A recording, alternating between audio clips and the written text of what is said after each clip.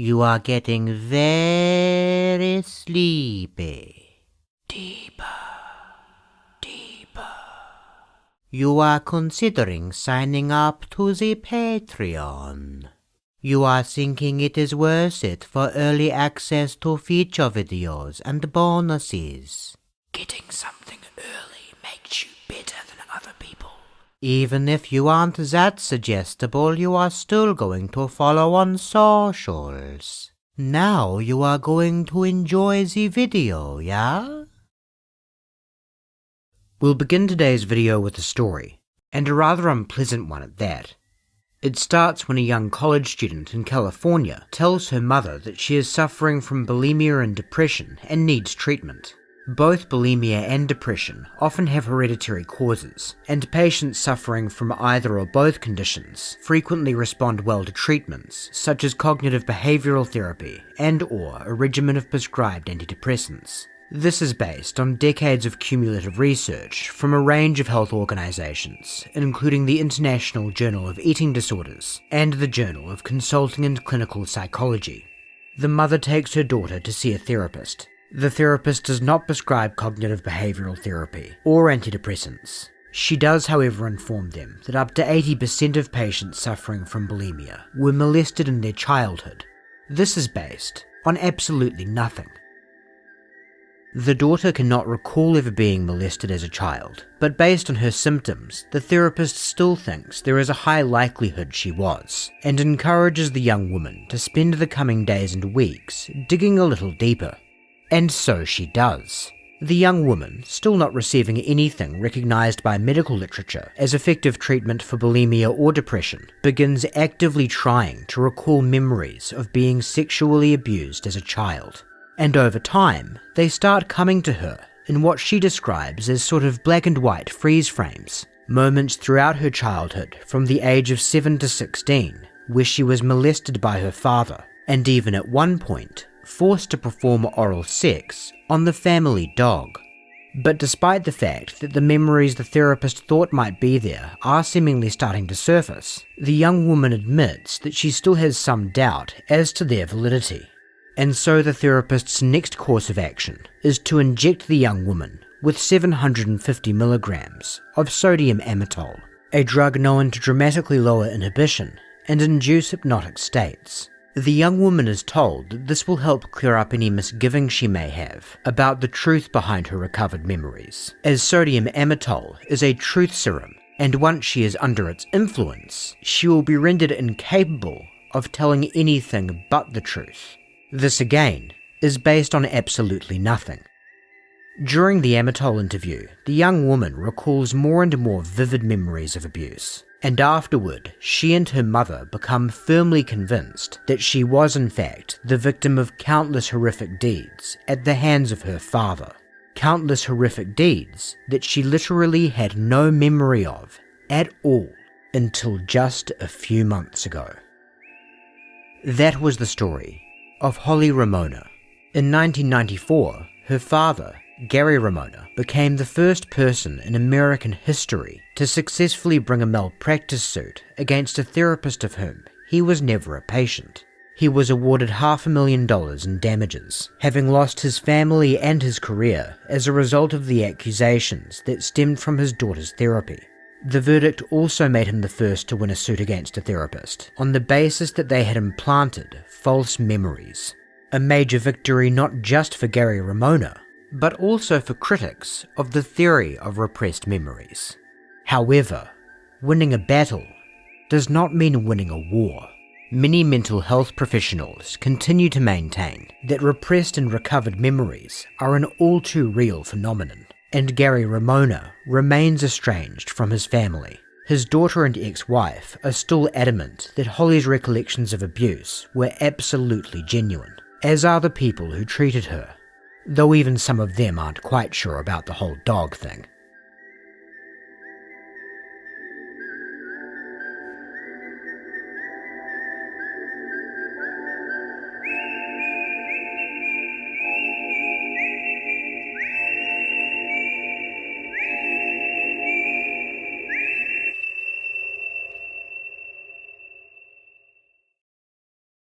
Memory is a funny thing.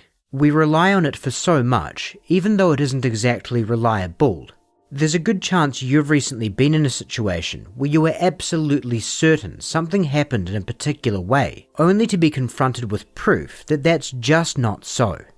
It happens all the time, and for the most part, we just accept it as a fact of life. A person's memory is not an exact record of what happened at any given moment in the way a video camera is. It is malleable and prone to being distorted by any number of factors we have no control over. That isn't to say, however, that your memory is something you should put absolutely no stock in. You might get someone's name wrong once in a while, or be certain you parked in a different spot on occasion. But unless you're suffering from a serious cognitive disorder, you're not going to wake up tomorrow to find you don't remember where you work and can't figure out why you're not sleeping next to Mila Kunis. Your memory does tend to have your back when it comes to the big stuff. As a rule, it will not completely wipe significant events wholesale, nor will it make up vivid experiences that never happened at all. As a rule. But are there some conditions under which your mind could do either or both of those things? These two questions have been the source of much controversy over the years, and although both are often asked in the same breath, they're worth examining separately. We'll start with the notion of the brain wiping memories, not just inconsequential ones like a conversation you might have had with someone at a party, but what could be some of the most significant moments in your life. Barring a neurodegenerative disease like Alzheimer's, can your brain simply get rid of things like that? This guy thought so. You likely recognize him as Sigmund Freud, the founder of psychoanalysis, and a man whose legacy is divisive for all sorts of reasons, not least of which is his contribution to the notion of repressed memories. Back in his heyday during the 1890s, Freud treated many female patients who had been deemed to suffer from hysteria. That may sound somewhat politically incorrect today, but back then, hysteria was recognized as a legitimate neurotic disorder that manifested in symptoms such as depression, anxiety, insomnia, convulsions, and any number of other things that would generally indicate someone is not in a good headspace. Freud came to posit that the root cause of these women's ills was repressed trauma. That is, that they were molested by their fathers in early childhood and had pushed the painful memories out of their conscious mind. These same painful memories were now festering in their unconscious mind, resulting in the symptoms of hysteria. Only by bringing their histories of abuse out from below the surface and addressing them could the woman be cured.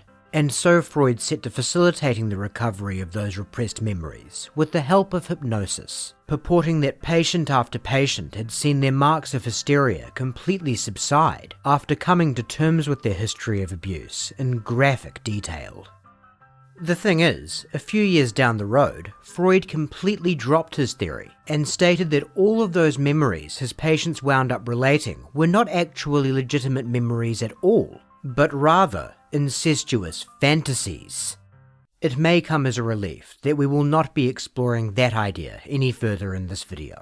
But just because Freud recanted his theory of repressed memories of childhood sexual trauma being to blame for a litany of mental health issues did not mean the notion died with him. Many others would carry that torch through the years, though for the most part of the 20th century it remained largely on the fringes until what we'll call the repression renaissance of the 1980s.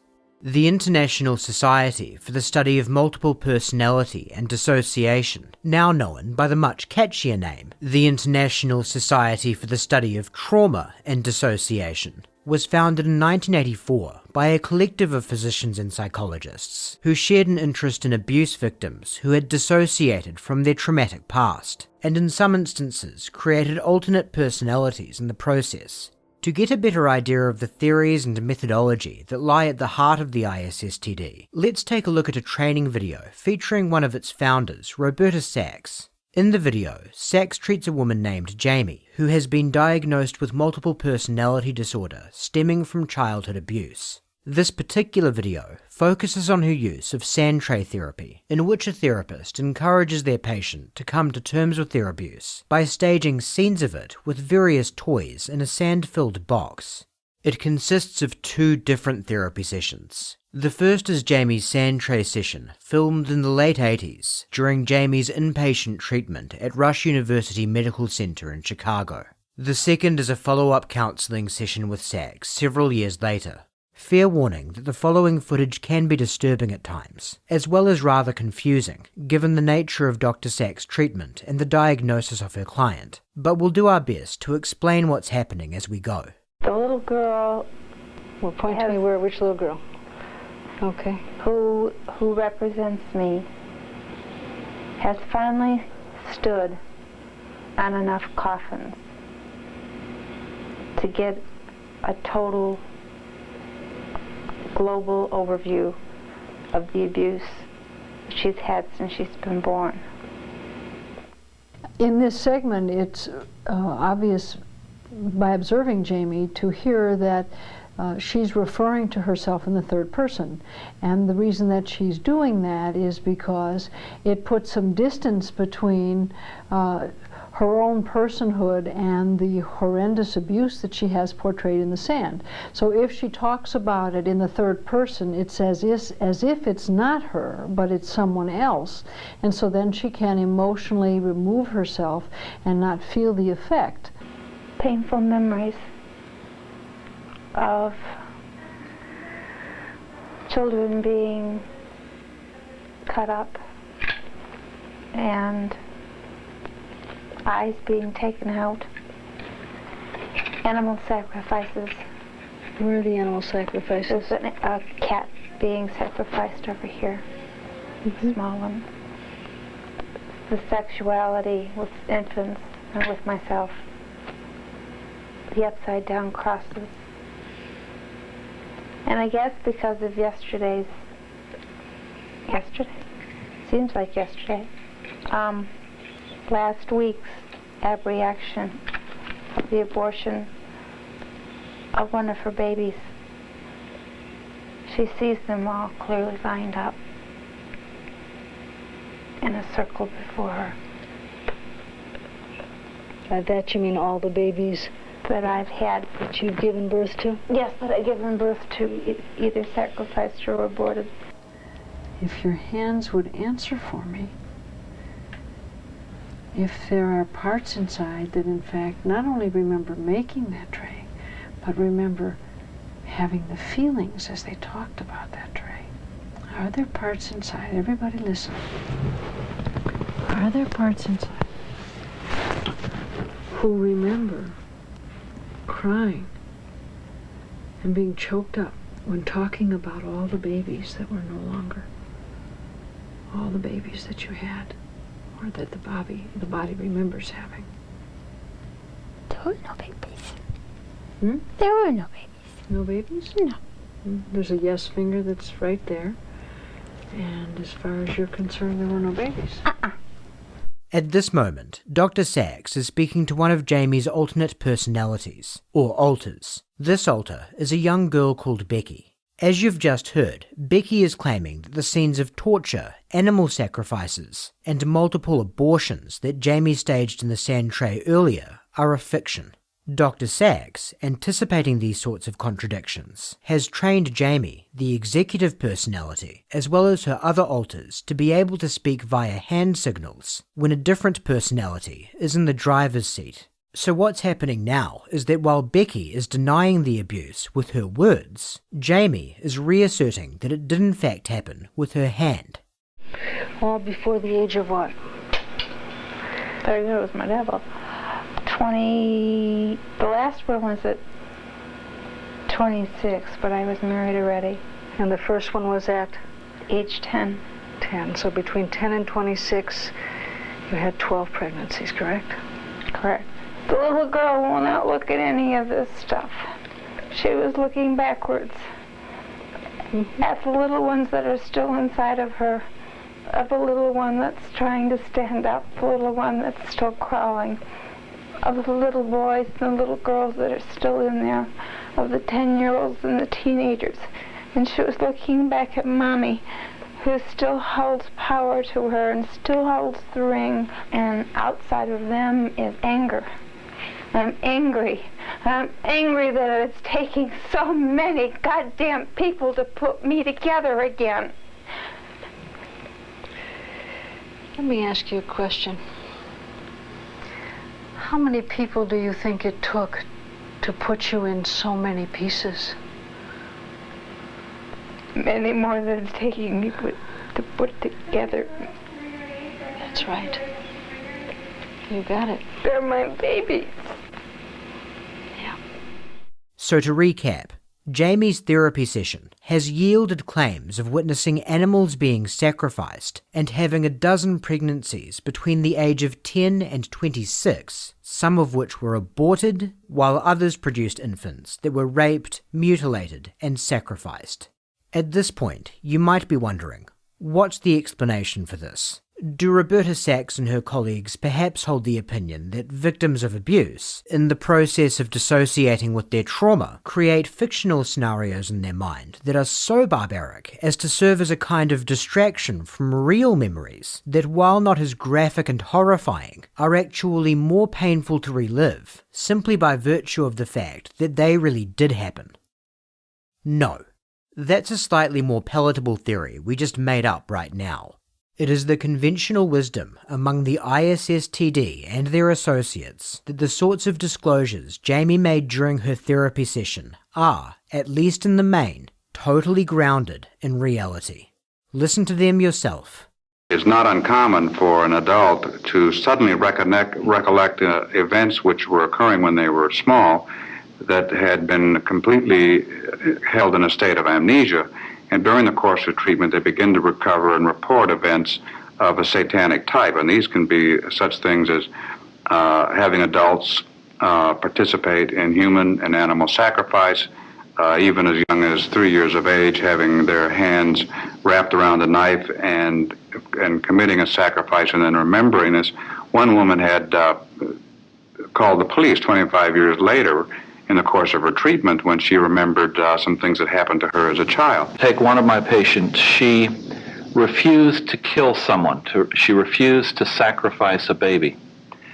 And so they took her pet cat and they tied it to a pole and wrapped it up like a mummy and gradually put it into a fire, a little more and a little more at a time, so that it screeched, and she saw her own pet destroyed this way finally. They then told her they were going to do this to her and wrapped her up like this, like a mummy with only her eyes showing. Then told her instead that they were going to bury her alive and threw her into an open grave and covered her with dirt. And then finally, after several minutes, dug her back up, unwrapped her in part, and said, "Now are you willing to do anything we tell you to do?" When they come out of this kind of threat, it's pretty hard for them to tell a story straightforwardly and without at some point under questioning having doubts if they should continue to be truthful and honest. When we began to get children in our practices who, well, in the beginning really weren't talking about any abuse because they were terrorized into silence about what had happened to them, but ultimately over time in the course of play therapy and with a lot of reassurance and help from the therapist, begin to reveal that there's been terrible kinds of abuses in out-of-home care settings, such as preschools and daycare, animal killings and blood rituals, and even human sacrifice, including the child being forced to perpetrate in that sacrifice. We're finding that you can abuse 100 children ritualistically with all the overlay of terror and brainwashing that's been discussed, and pretty much 100 children will keep the secret of their abuse until there's some kind of intervention. One of the things that shows up repeatedly in the sand tray is a figure of a dragon that has two heads that we have. And one ends up with a sign that says true, and the other ends up with a sign that says not true. And it seems to be a never-ending struggle internally for a patient, as well as for therapists, as well as for nursing staff, as well as for other professionals, because it is so difficult to imagine that humanity would be involved in anything like that. I think part of it is it's painful to think that this may be true. And for me as a therapist, the first thing was it was painful. I don't want to believe this. And then when I hear it enough times, I can't deny it. It doesn't make sense to me to deny it, at least in terms of I'm hearing it. Then what happens is I get paranoid, and I get scared. And part of the power of the cult, both with the individual and with the others around it, is its ability to induce fear. One was a young girl who described at a fire, at a ceremony, being chosen to be thrown in and burned into the fire. But they said she could save herself if she picked another child to be burned, which she claimed is what happened, and she has to try to live with that experience. And a second was a young girl who, to show complete obedience, brought her best friend into a ceremony knowing that that child had to be sacrificed. And this is somebody under 10 years of age, probably 6, 7 years of age, and her friend was killed, and she was demonstrating obedience to cult authority. Though we've said a lot of terrible things, a lot of scary things have been said here, we have to be careful that we don't get a mass hysteria and a paranoia.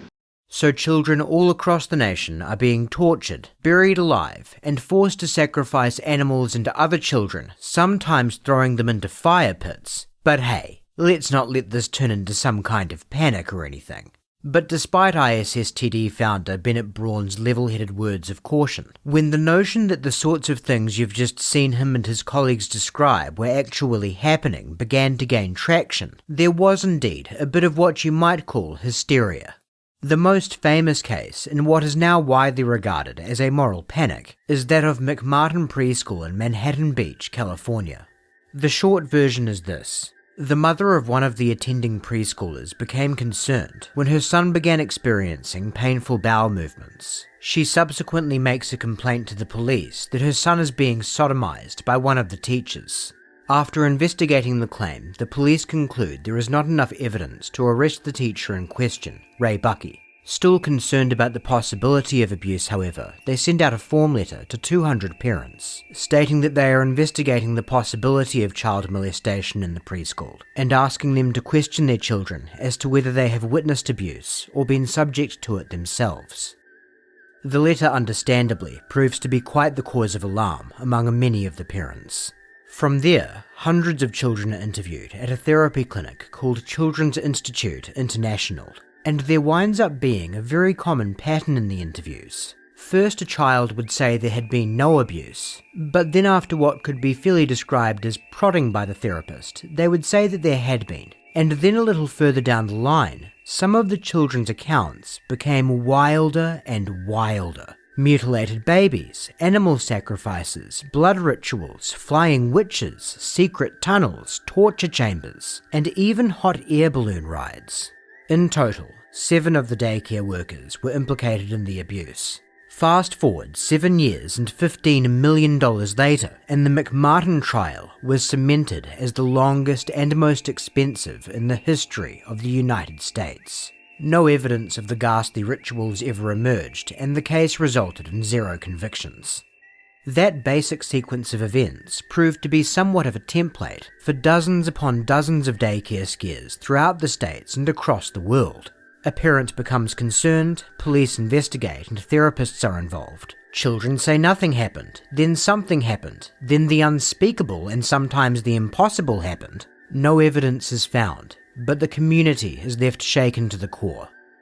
And it wasn't just children coming forward with these sorts of accounts. As you saw earlier with the example of Jamie, grown adults were coming out of therapy with memories of being subjected to unspeakably wicked acts. But just as with the daycare cases, corroboration was wanting.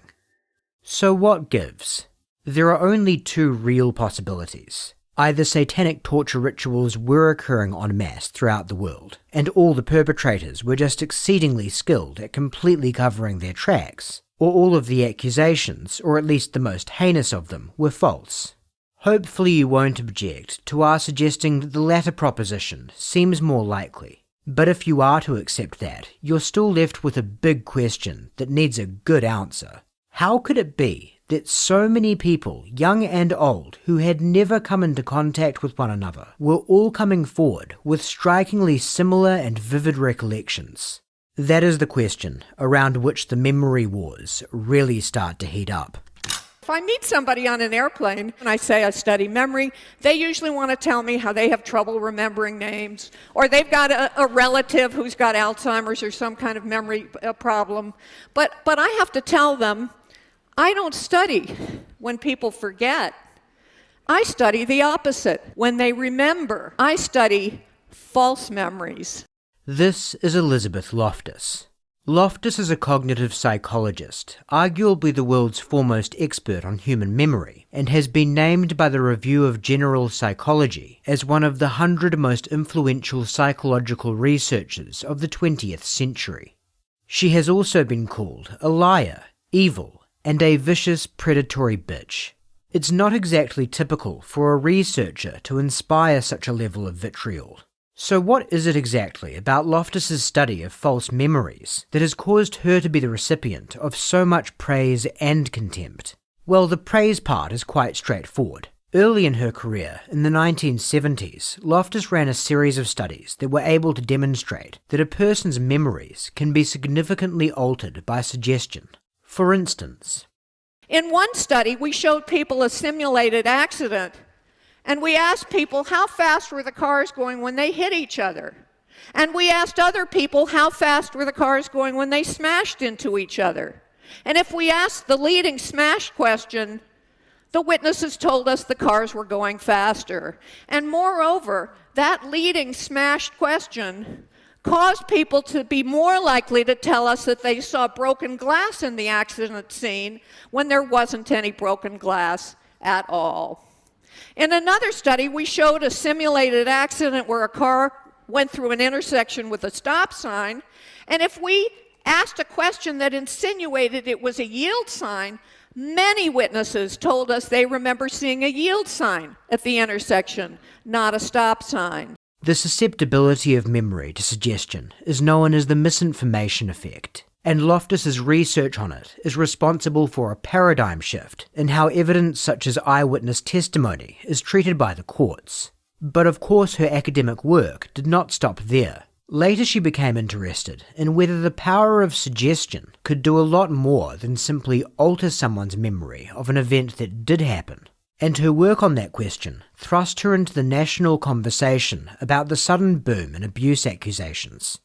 University of Washington psychologist Elizabeth Loftus says thousands of innocent people are being charged with abuse. Her book, The Myth of Repressed Memory, alleges that memories of abuse often are planted by ill-trained therapists. Even though the patient says no, the therapist sometimes presses this sex abuse agenda, maybe interpreting dreams as evidence of memories breaking through, maybe doing hypnosis.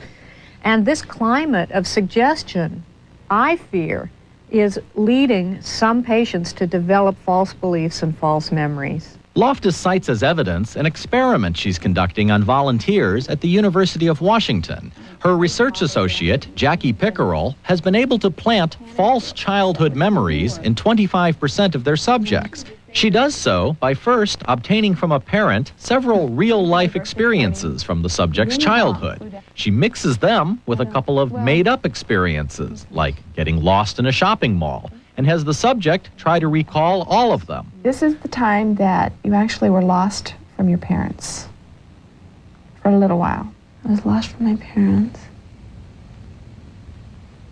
This subject initially has no memory of being lost in the mall. But in a highly suggestive environment, not unlike some therapy sessions, Pickerel begins implanting one. You were separated from mom and dad. How might you have reacted? I'm sure that I was very frightened and stuff. Do you ever remember hearing your name on the PA system? Yeah, I do remember that. Could it have been this It could have time been. when you were 5? It could have been. Only a week later, the false memory of being lost has taken root. Do you remember being lost? Yeah, I feel like that initial panic when you realize that your mom and dad aren't there anymore. And then the next memory I have after that is going to the security station and then hearing them call my mother and father's name over the loudspeaker. Well, in fact, being lost was false. Really? Yeah. I never was lost. I had to have been lost. What these studies are showing is that it is possible to get people to believe that entire events happened to them in their childhood that didn't really happen. And as alarming as that revelation may be, there is a rather obvious objection to it. Being lost in a shopping mall is a far cry from being molested or tortured. This is an issue that highlights how researchers like Elizabeth Loftus largely have their hands tied. In order to research whether someone can have a memory of being abused by their parent or a caregiver as a child implanted, you would have to actually try to implant such a memory in volunteers. And of course, all the consent forms in the world will never change that from being a completely unethical endeavour. However, while we can't create an experiment like that, we can look at case studies that seem to fit the bill of Loftus's hypothesis that a suggestive therapist can convince their patient of abuse that never occurred. And as it happens, we have such a case study in the woman we saw earlier in the video. Roberta Sachs' patient Jamie has recanted all of her accounts of ritual abuse. She is adamant that nothing she showed in that sand tray ever happened. She does not have multiple personalities, and it was the therapists that messed her up, not her parents. While we're not in a position to see everything Sachs and her colleagues said to Jamie from day one, the training tape does contain some interesting moments that illustrate how suggestion can be much more subtle than stating aloud a specific thing that may have happened. What I'm aware of is the complexity of working with the ritually abused client, and how one's never sure how much progress has been made because there is a continuing cycle of reverting back to denial of anything ever having happened, or to dissociating what has happened instead of maintaining the association in the here and now, so that the reality of the past is the reality of the present. It just is an unending battle. Recall that when we played the session earlier, Jamie's alter, the child named Becky, stated that there were no babies. There were no babies. There were no babies. No babies? No. The idea that Jamie, when speaking as herself or through an alter, could be expressing the truth when denying the ritual abuse instead of affirming it is clearly not on the cards for Dr. Sachs. Any denial is a reversion, antithetical to progress in her treatment. You can see this dynamic in action while Dr. Sachs counsels Jamie. In this clip, Sachs and Jamie have just reviewed the tape of her sand tray session from several years prior. Sachs is now talking to Jamie, or in theory, Becky, about a trip they took to Epcot. You like the small world? Yeah, but imagination, he was fun. Let me have Jamie back. Okay. Not that I don't want to talk to you. It's nice to see you. Okay, you heard that? Did you just hear that? Yeah. Okay.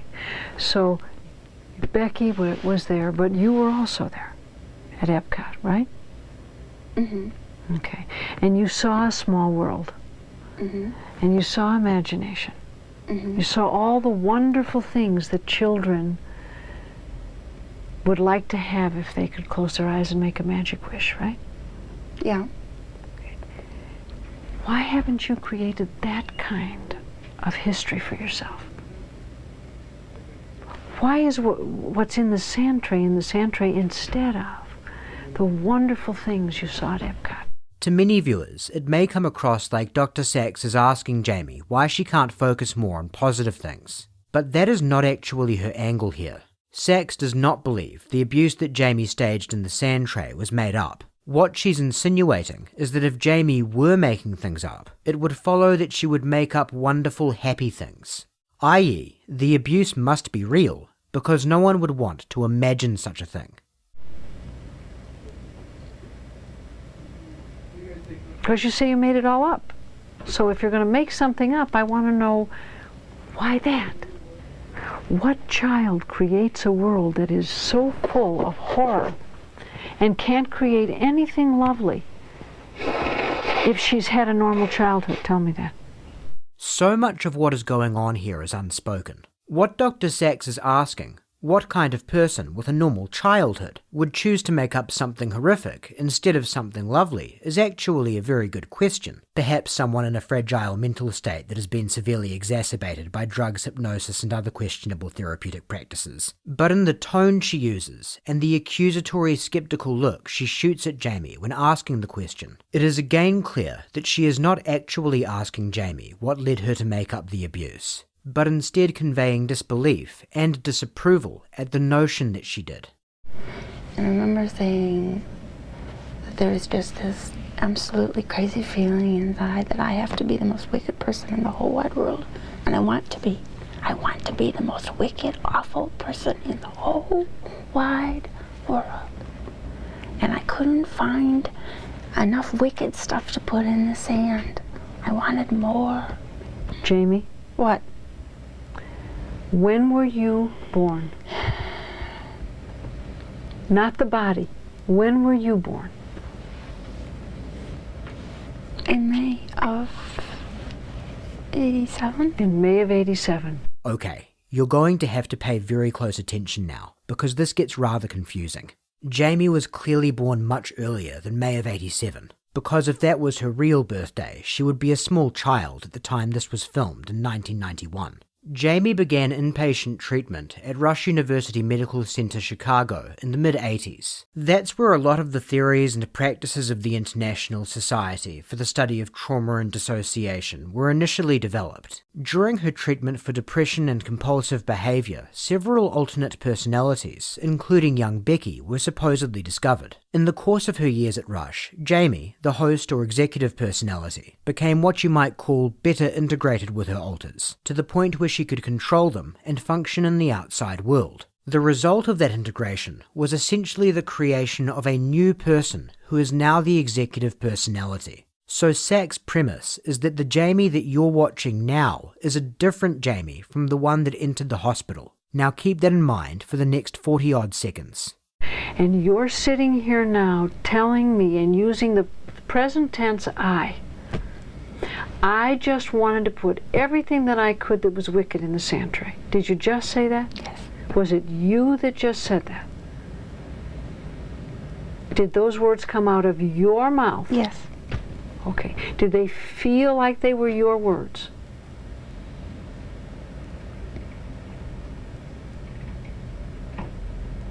Yes.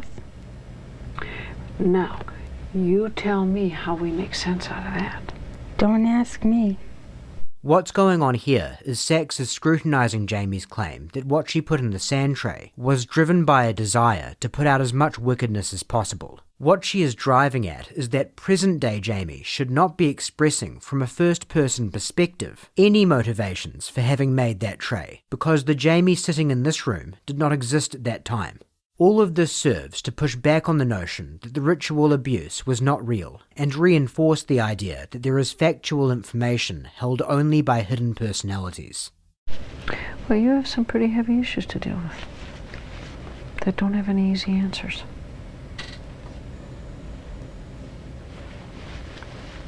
But one thing I know, and that is if you choose to spend forever on true and not true, you're never going to learn how to be a human being. You're never going to experience what it is to be something other than empty. Sachs is a true believer in satanic ritual abuse, so in fairness to her, it is worth remembering that she really is trying to help. But it can't be overstated how psychologically damaging it can be to tell someone that they will forever be empty inside unless they settle on what's true, with the underlying implication being that what's true is a history of horrific abuse. Her therapy session with Jamie demonstrates the power of suggestion via intonation, body language, and even at times borderline hostility toward a patient that isn't giving you the answers you want. And based on the behavior we see from Sachs, it isn't difficult to imagine how Jamie may have been influenced to stage scenes of ritual abuse, or to accept the idea that whatever she imagined was a factual representation of her own past.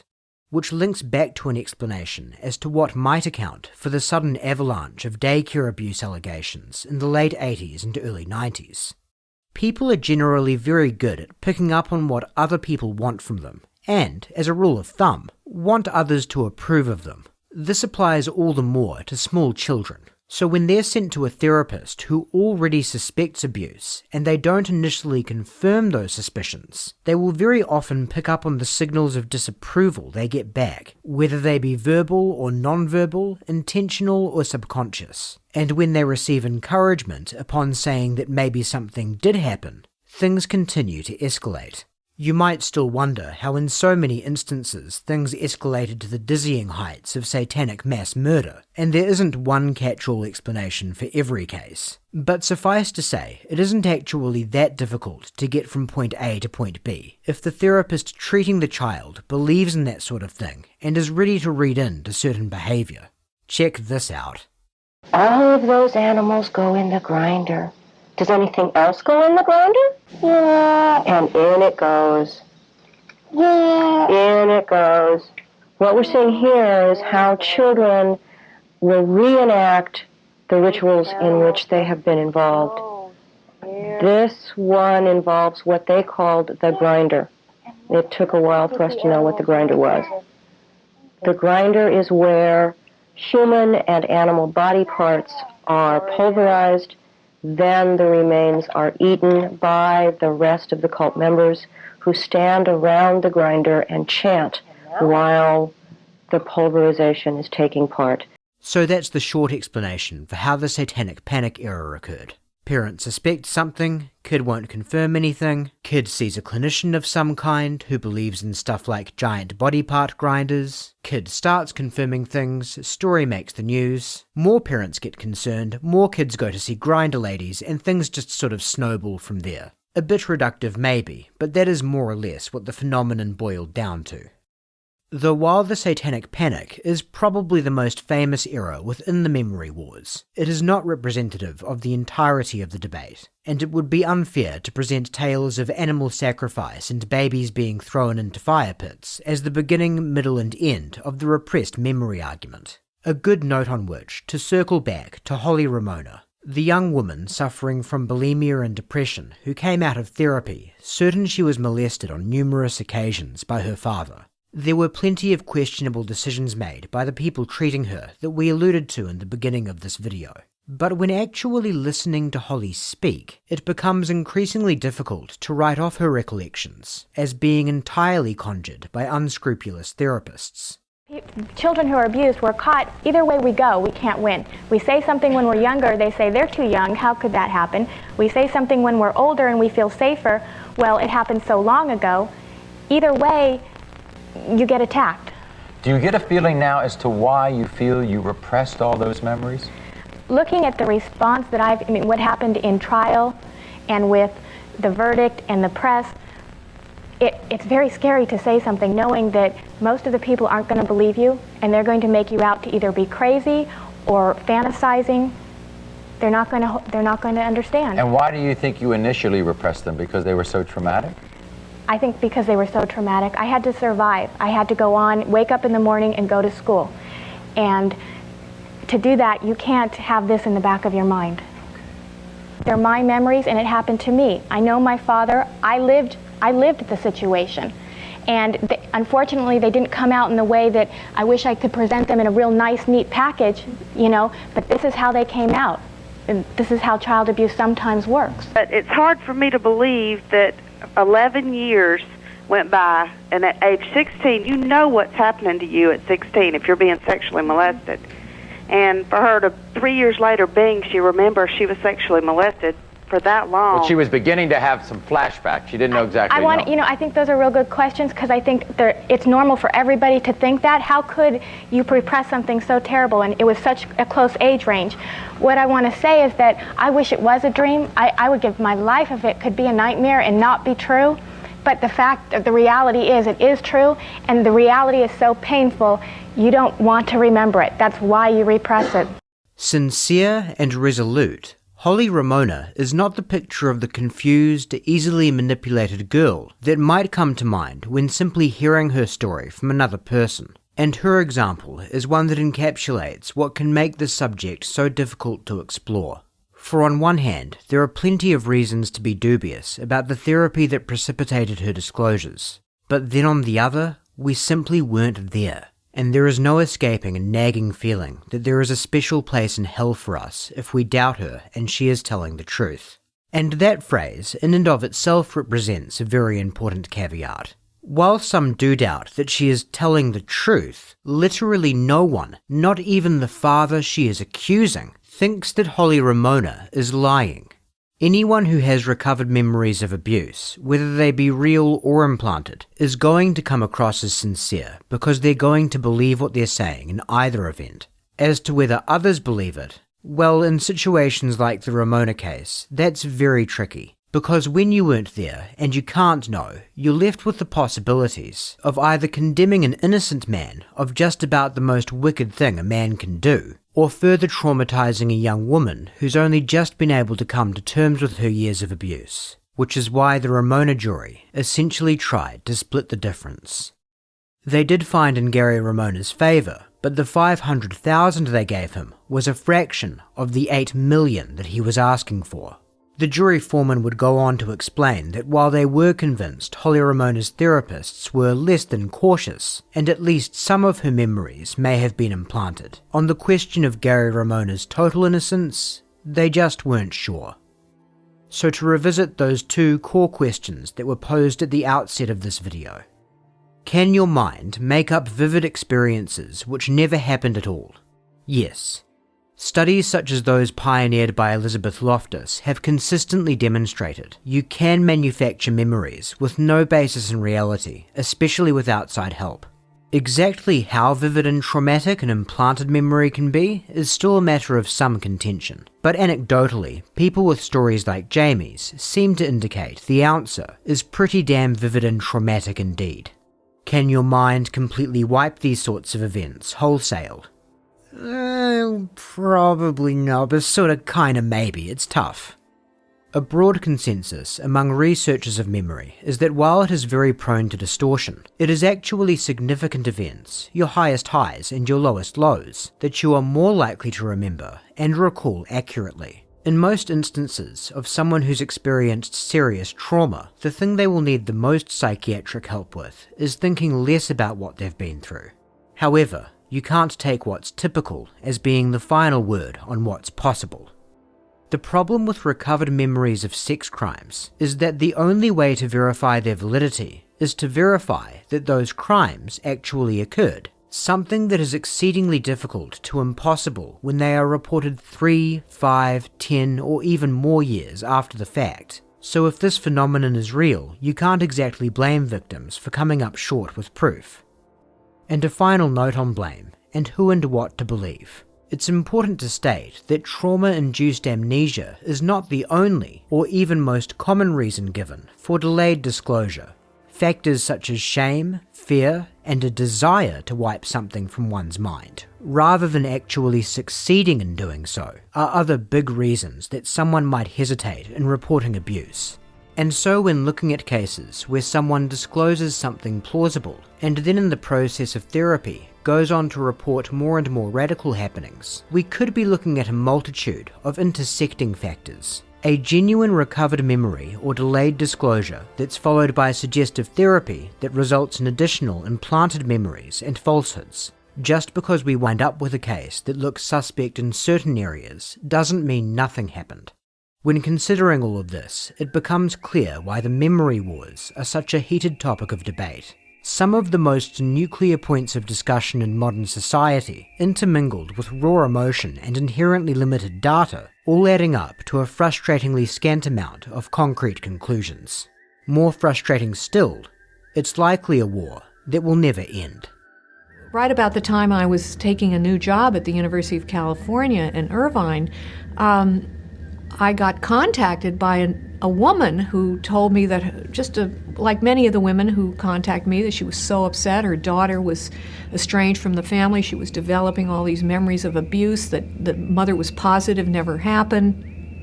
And when I said to this mother, this sad new mother, I said, why don't you try to find out who is your daughter's therapist? Maybe we can find out it's one of the therapists who tends to be implicated in these cases.